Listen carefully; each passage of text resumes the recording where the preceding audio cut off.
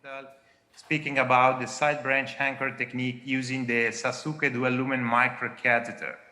The use of the dual lumen microcatheter has dramatically improved over last few years, and this is a very interesting report from the Euro CTO Club expert panel focused on the dual lumen microcatheter application in CTO PCI, because there are several way in which the dual lumen microcatheter can be useful during CTO PCI. And this is a very explicative pictures that show all the different way in which we can use the dual lumen microcatheter to solve some challenging situation during a CTO PCI procedure. But the focus on my topic today is the side branch anchor technique, both in antegrade approach and in retrograde approach. And as you all know, combination of CTO and bifurcation, it's in CTO PCI, it's a very frequent situation and represent also sometimes a difficult situation to deal with it. And this is mainly due to a wire prolapse that can occur once we try to direct the wire into the proximal cap to achieve a proximal cap puncture, and the wires each time prolapse into the open side branch. This is mainly due to three different aspects. First of all, the cap morphology. Of course, a blunt stamp proximal cap represent a problem in this situation, but also the plaque composition in terms of fibrotic plaque or even calcified plaque could increase the likelihood to have a prolapse of the wire into the side branch. And finally, also the angulation of the bifurcation could represent a problem in CTO at the level of a bifurcation. This is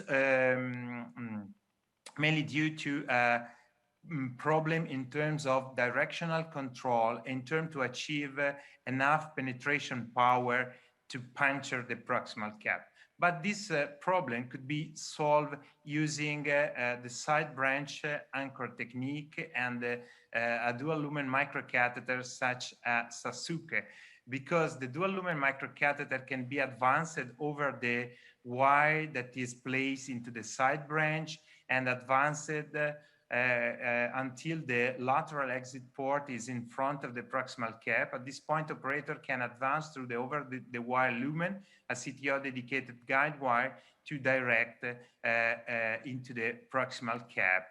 And this maneuver, this technique also improve the support and the penetration power of the wire, because finally the dual lumen microcatheter at the level of a bifurcation represent a stable platform to increase the penetration power of the wire. So the final result is that you can handle the wire more precisely, and you can also have higher penetration power.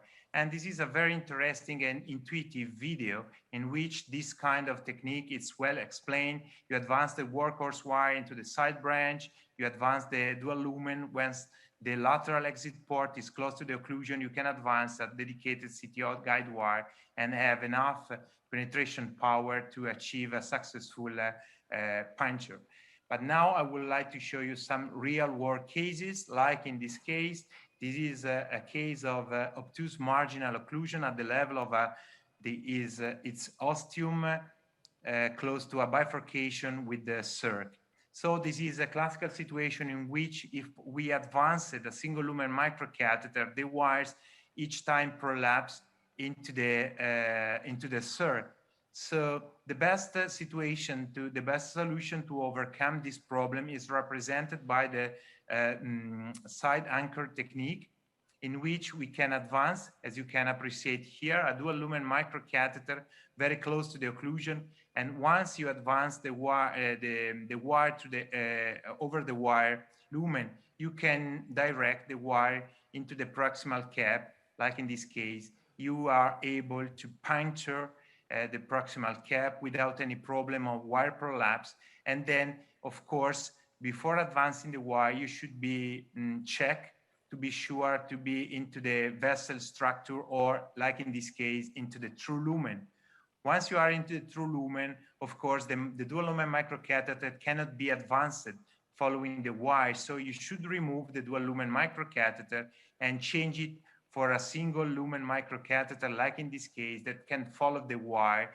And in this way, you can gain the distality of the vessel, and then you can exchange your CTO guide wire with a standard wire, and you can complete your procedure by stent implantation with this final result.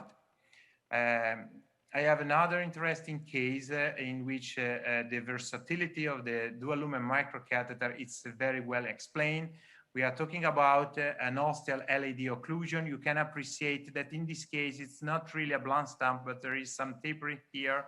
So we decided to advance a wire with a single lumen microcatheter. We decided to start with a Fielder XTR because it's tapered wire and the microchannel was very thin. So we decided to start with a Fielder XTR, but as you can appreciate, the problem was a prolapse of the tip of the Fielder XT into the circ that that represented a problem in terms of gaining the microchannel. So we decided to change completely the strategy and to remove the single lumen microcatheter and to perform an anchor side branch technique, advancing a wire into the circ with a dual lumen microcatheter. So a standard workhorse wire was advanced into the circ, then a dual lumen microcatheter, a Sasuke one, was advanced very close to the ostium of the LAD, and through the lateral exit port, we were able to advance the Fielder XTR without any problem of wire prolapse. You can appreciate here the progression of the Fielder XTR. And then, of course, the occlusion was very long, so we decided to check the right position before advancing further the wire. And we checked with IBUS, the wire was inside the plaque in a good position. But once we tried to advance the wire, even exchange it with a Gaia second, the wire went subintimal. So at this point, we used the same dual lumen microcatheter to perform a parallel wire. So we advanced the dual lumen, the Sasuke one, into the LAD, and we performed using a Gaia 3 wire, a successful parallel wire, as showed into the previous slide presentation by Prof.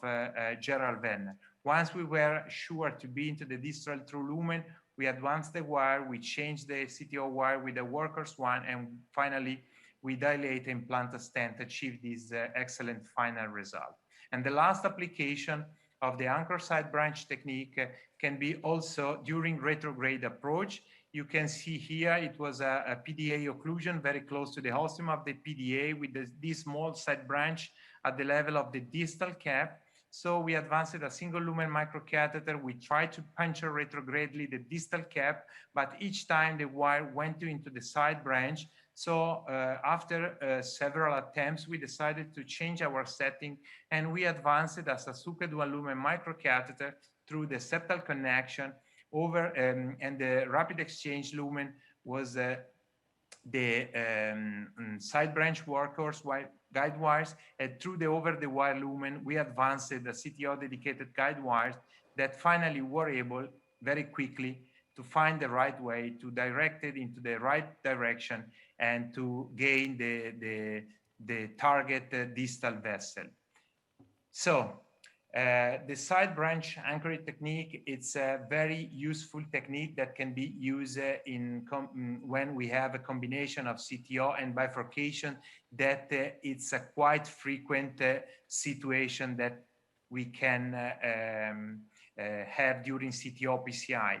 And in case of bifurcation, the use of standard microcatheter, as we already seen, may be limited by wire prolapse into the side branch. So in this situation, a Sasuke dual lumen microcatheter placed over a workhorse into the side branch represents a stable platform for proximal cap puncture, augmenting the penetration power of the wire and also the directional control of the second wire that is advanced through the over-the-wire lumen. And as I show you in the last presentation, the Sasuke could be also used during retrograde approach for solving the same situation for proximal cap crossing. But importantly, the dual lumen the Sasuke is not recommended retrogradely through the epicardial collateral channel, but it can be advanced only during septal collateral crossing. And this is also related that the Sasuke dual lumen microcatheter is the longest one, 145 centimeter, and that is a technical feature that can lead us to use it during retrograde approach.